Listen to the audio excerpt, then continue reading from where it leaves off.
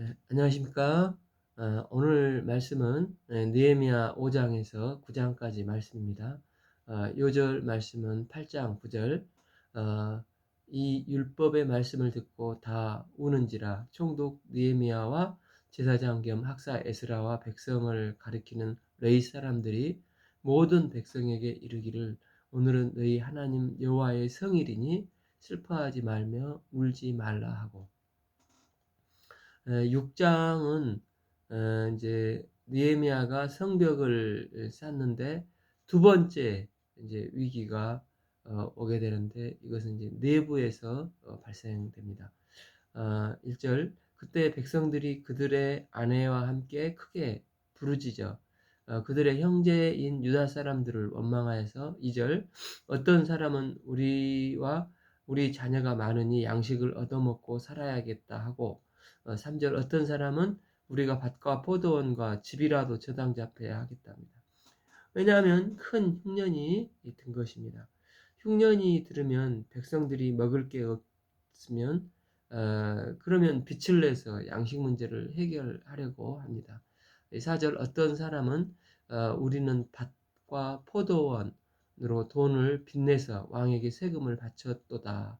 그러니까 돈 있는 자들에게 고리로 돈을 빌려서 먹는 문제를 해결을 하고, 또 세금 내야 될 세금도 내는 것입니다. 그런데 이제 흉년이 계속 이어지면 어떻게 됩니까? 5절, 우리 육체도 우리 형제의 육체와 같고 우리 자녀도 그들의 자녀와 같거늘 이제 우리 자녀를 종으로 파는도다.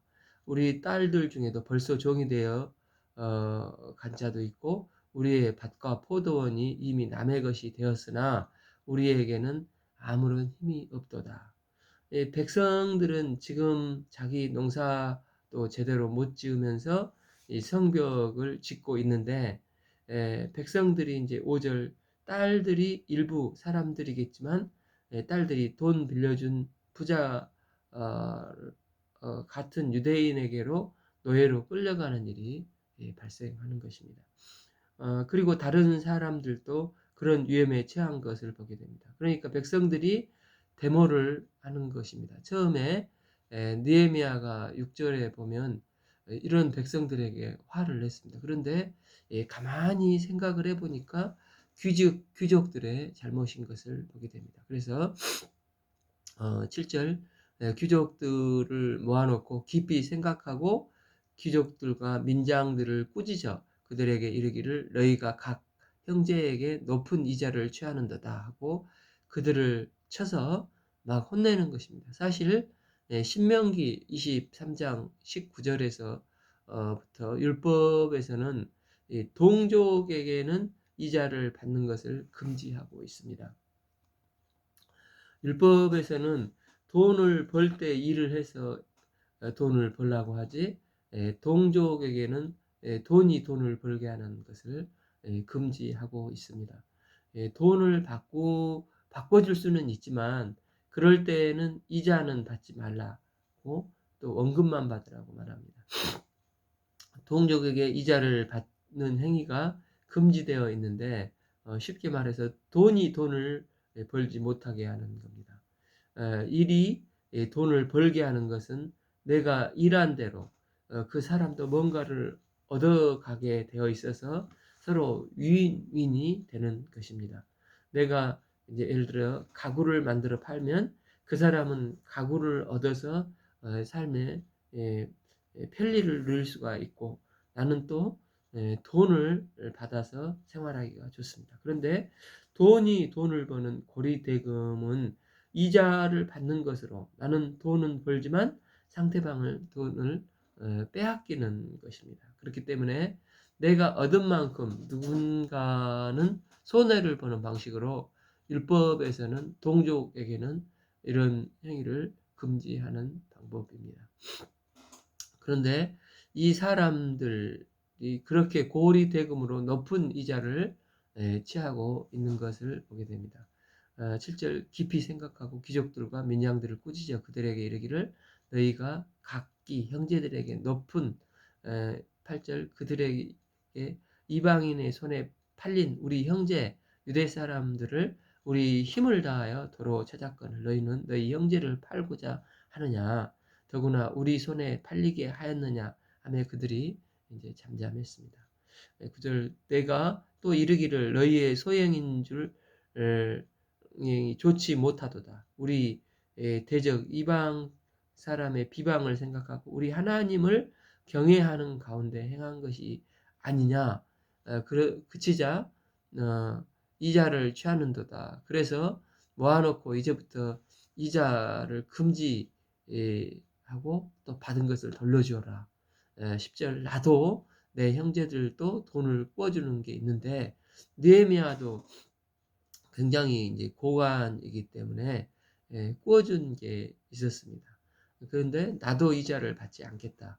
그러니까 11절 너희는 그들에게 오늘이라도 그들의 밭과 포도원 감람원과 집이며 너희가 꾸어준 돈이나 양식이나 새 포도주나 기름의 100분의 1을 돌려 보내라 이렇게 하면서 백성들 앞에서 선언을 하게 됩니다.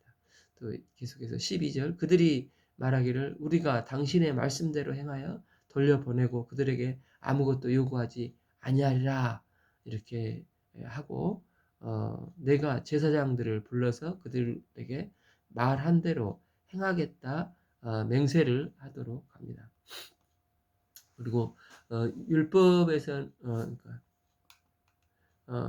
그리고 13절 만약에 이걸 지키지 않는 사람들은 이제 살살 다 털어버리겠다. 이렇게까지 말을 합니다. 이렇게 이제 맺고 끊는 것을 분명히 합니다. 이 회중이 다 아멘하고 여호와를 찬송하고 백성들이 그 말대로 행하게 됩니다. 이제 14절 느헤미야가 아닥사스 왕 때부터 제 20년 때부터 제 32년까지 12년 동안 나와 내 백성들이 총독의 녹을 먹지 아니하였느니라. 쉽게 말해서 그는 월급을 받지 않았다는 것입니다. 자신의 월급을 전부 성벽 공사에 혹은 백성들을 돕는 일에 투자를 한 것을 볼 수 있습니다. 굉장히 현실적인 문제이지 않습니까?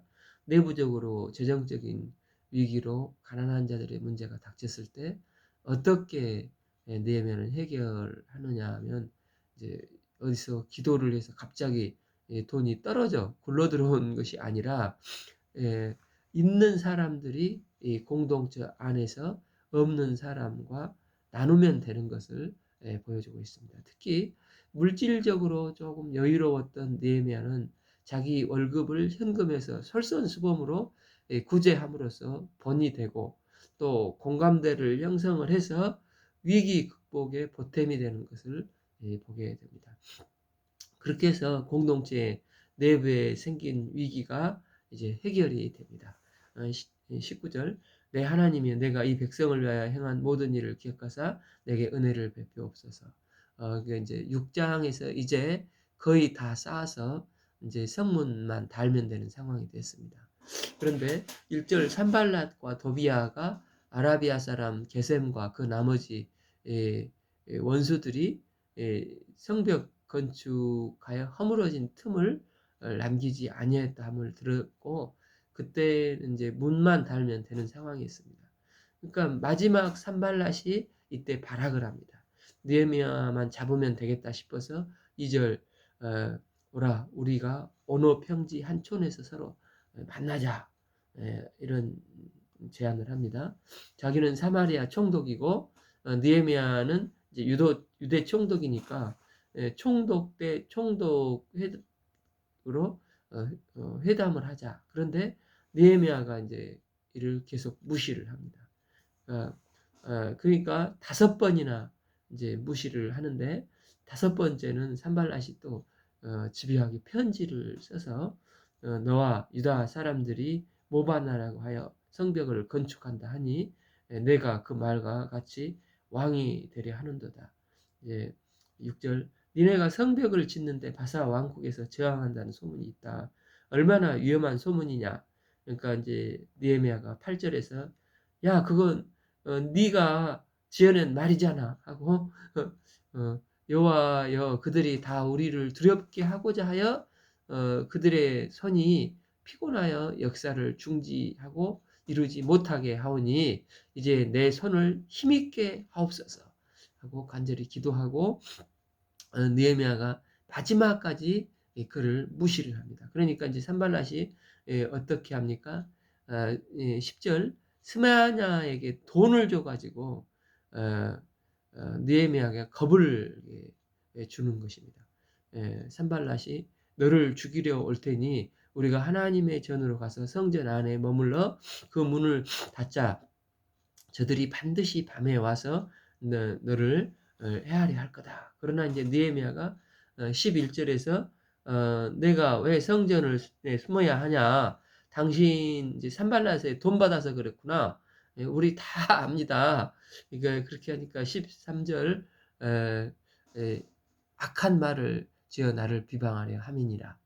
이렇게 성벽을 건축하고자 하니 사단은 이제 4장에서 외부 공격을 했지 않습니까? 또 5장에서는 내부 이제 이 공격을 하고 6장에서는 마지막 이제 리더를 공격을 해서 느헤미야를 어찌하든지 성전 짓는 것을 방해를 하고 있습니다.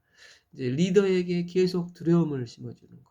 실제로 느헤미야를 죽이지 못한다면 공포를 심어주려 합니다. 리더의 마음을 꺾어버리려고 이 발악을 하지만 그러나 이런 방해에도 불구하고 느헤미야는 끝끝내 예루살렘 성벽을 완성을 기도하면서 하게 됩니다. 이제 7절 7장부터는 이제 성전이 완성이 되고 이 건물로서 성벽을 지은 것이 이제 6장 52일 만에 완성이 됩니다. 이제 1절 성전이 성벽이 건축됨에 문짝을 닫고 문지기와 노래하는 자들과 레위 사람들을 세워서 이제 예배를 위해서 우선적으로 노래하는 사람들을 세웁니다.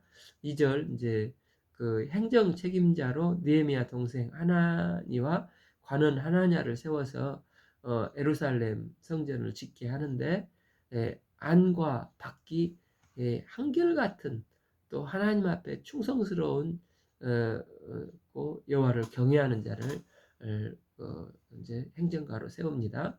3절 성문 보호 원칙은 늦게 열고 저녁에 일찍 빗장을 지르라고 하는데 이제 아직도 이제 성전 완전히 지었지만은 완벽하지가 않지 않습니까? 느헤미야는 성벽이 튼튼하니까 이제 적들이 공격하지 않을 것이라 과소평가를 하지 않습니다. 5절 하나님이 내 마음에 감동을 두사 귀족들과 민장들과 백성들을 모아 그 계보대로 등록하게 하심으로 내가 처음으로 돌아온 자의 계보를 얻었는데 거기에 기록된 것을 보면 이제 예루살렘 성벽이 완성이 됐지만 이제 1차 기환자들이 있지만 예루살렘 성벽은 지금 황폐되어 있었습니다. 이제 그래서 성벽을 지었는데 성벽 안에 성전만 있고 여전히 폐허화된 모습으로 있는 것입니다. 그래서 이제 누군가 거기에서 들어와서 살아야 하지 않겠습니까? 그래서 이제 이곳에서 살 사람들을 고르기 위해서 6절에서 이제 1차 귀환했던 약 5만 2천 명의 이제 명단을 보고 그 중에 일부를 이제 예루살렘 성내에 들어와서 살게 하는 것입니다. 이것은 어떤 특권이 아니라 그들의 희생입니다. 1차 귀환은 그들이 아사에서 안정적인 생활을 할 수가 있었는데 예배를 드리고자 예루살렘으로 귀환을 했지 않습니까? 이제 거의 이렇게 해서 이제 80년에서 100년이 흘러서 삶의 터전이 그 사이에 이제 안정이 됐지 않겠습니까? 그런데 또 희생을 해서 성 안에 들어가 집을 짓고 다시 살게 하겠다고 합니다. 이제 나중에 이 사람들이 이제 황무지가 하나님의 복을 받은 시온의 영광을 얻는 사람들이 되지만 그 당시는 큰 희생이 따랐습니다. 8 절부터 24 절까지 가문에 따라 기한한 명단이 인제 17 가문이 나오고, 25 절에서 38 절은 동네에 따라서 21 개의 마을이 나오고, 사 42 절까지, 39 절부터 제사장 가문으로 인제 나오고, 40 또 3 절에서 5 절까지는 레위 사람을 보조 역할을 하는 30 360여 명이 나왔고, 46 절에서 60 절은 그 레인을 보조해 주는 어 느디님 사람들과 솔로몬의 신하들로, 이제 이들은 허드렛 일 하는 사람들입니다. 그들은 진짜 바사에서 얼마든지 새로운 신분으로 이제 삶의 역전 되는 삶을 살 수가 있었던 사람인데, 하나님 앞에서 하나님께서 주신 이 사명을 아주 귀히 여기고 귀환한 훌륭한 사람들입니다. 이제 61절에서 5절까지는 족보가 없는 사람들, 66절 온 회중의 합계가 42,360명. 하나님 앞에서 이하 동문이 여기 없고, 이름을 이제 우리 복음성가에 내 이름 아시죠 찬양처럼 이제 귀한 주의 종들의 명단을 일일이 기록하고 있는 것을 보게 됩니다.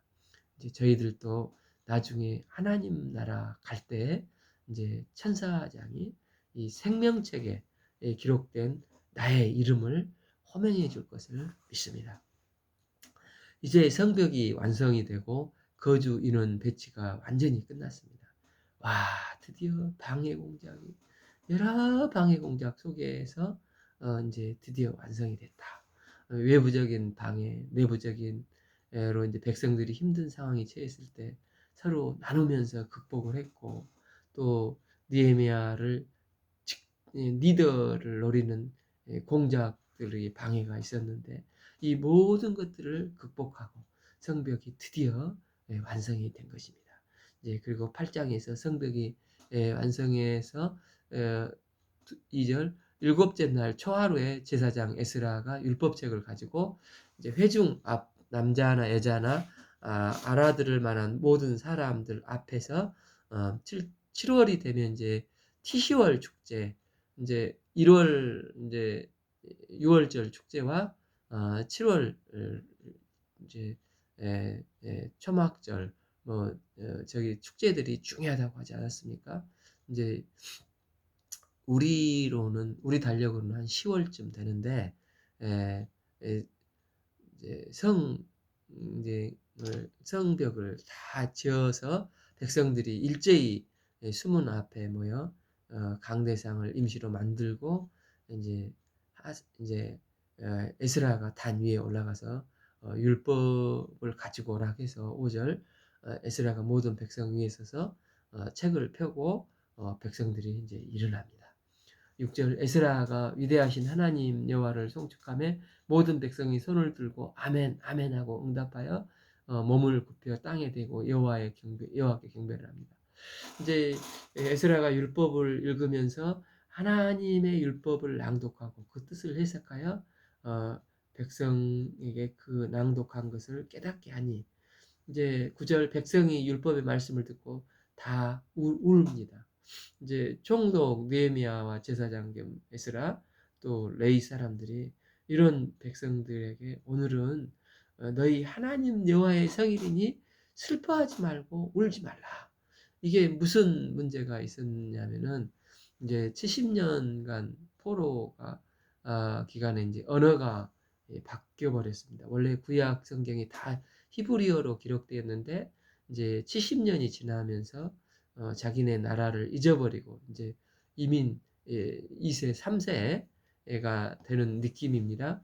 그렇게 했으니까 성경을 낭독을 해서 사람들이 잘 알아듣지 못하는데, 종교 지도자들이 히브리어로 이제 공부를 했기 때문에 계속 해석을 해주면서 이 백성들은 말씀을 통역하는 말씀을 듣고 이제 너무 감격해서 우는 그런 영광스러운 장면입니다. 드디어 성전과 성벽이 다 완성하고 하나님의 율법을 듣는데 예, 이 9절 백성이 말씀을 듣고 다 이제 우는 것입니다. 그러니까 이제 울지 말고 어 라고 하고 인제 사실은 오늘은 예 기쁜 날입니다. 예 이 초막절 절기는 예 축제로 기뻐하는 축제인데 예 백성들이 너무 감격하고 또 그동안에 예 참 이 어려움들을 극복을 해서 기뻐하고 울고 있는 것입니다. 성벽을 지을 때도 그렇고 성전을 지을 때도 그렇고 얼마나 힘든 일이 많았습니까? 거기서 율법을 읽어 주니까 예 마음이 예 울컥울컥하는 것입니다.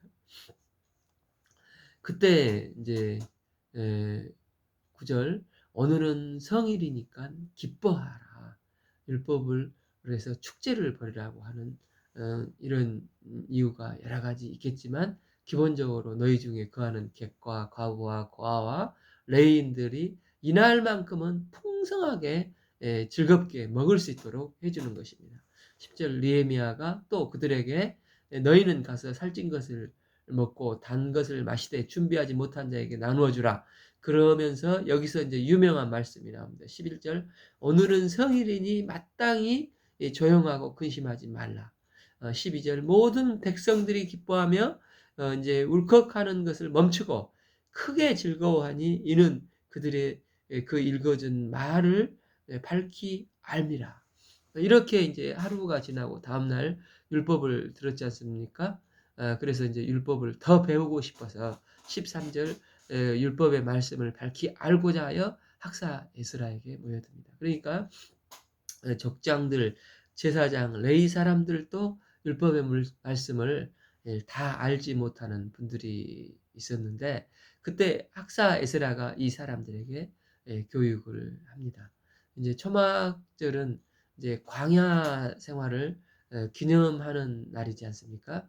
15절 "너희는 산에 가서 감람나무 가지와 감람나무 가지, 화석 요 나무 가지와 동려나무 가지 등을 가지고 와서 초막절을 지으라고 합니다. 초막절은 이제 풀로 만든 이제 오두막으로 나무를 이제 얼기설기 엮어서 집 같은 것으로 그러니까 그런데 이제 천막은 아닌데 왜냐하면 잘 때 이제 하늘에 별이 보여야 한다고 합니다.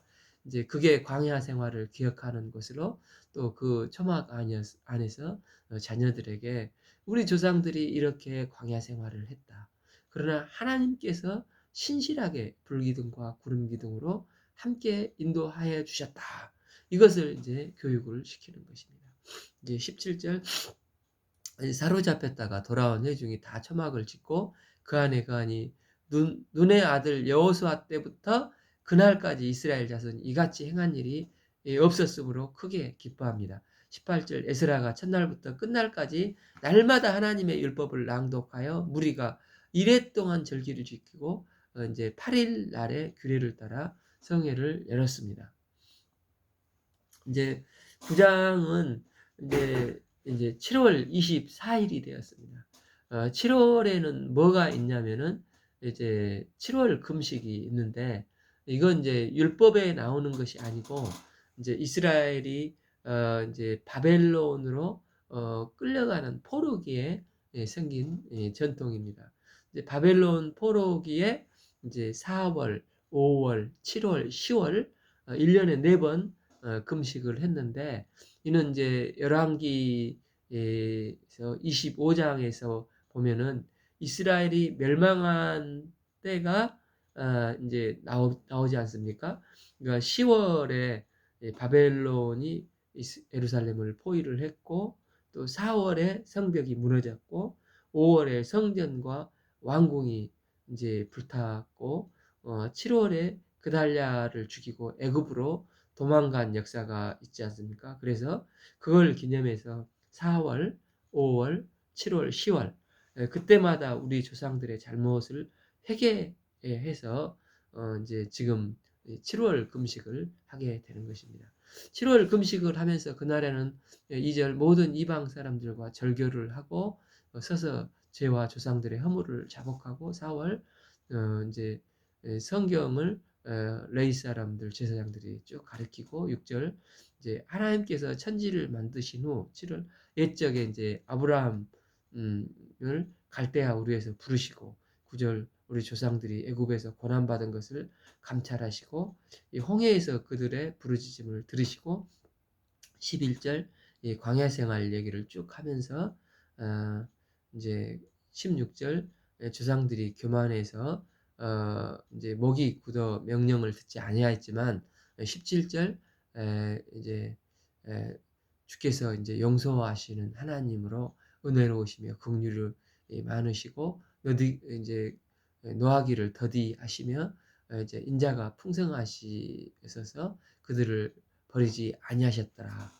이렇게 이제 쭉 역사 교육을 합니다.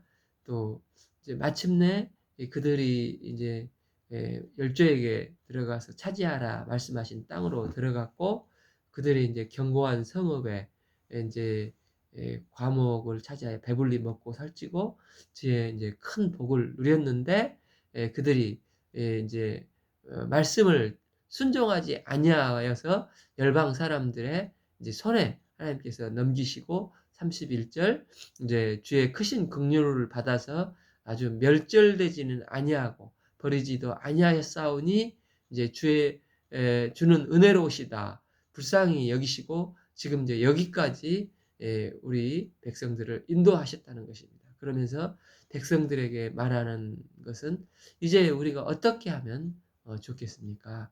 시내산에서 우리 조상들이 세웠던 언약을 다시 하나님 앞에서 해야 되지 않겠습니까? 하면서 이제 언약식을 맺는 겁니다. 그래서 이제 시내산에서 언약식은 백성들에게 물어보면 우리가 다 준행하겠나이다. 이렇게 이제 아멘 일종의 이제 그런 구두 언약을 했다면 이제 계약식을 하고 사인을 하자. 그리고 그 사인에 이제 다시 도장을 찍고 인봉까지 봉인을 하자는 것입니다.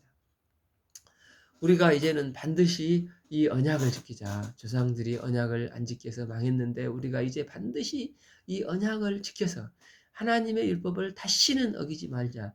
이렇게 이제 계약을 하고 도장을 찍는 내용이 이제 10장에 쭉 이어집니다.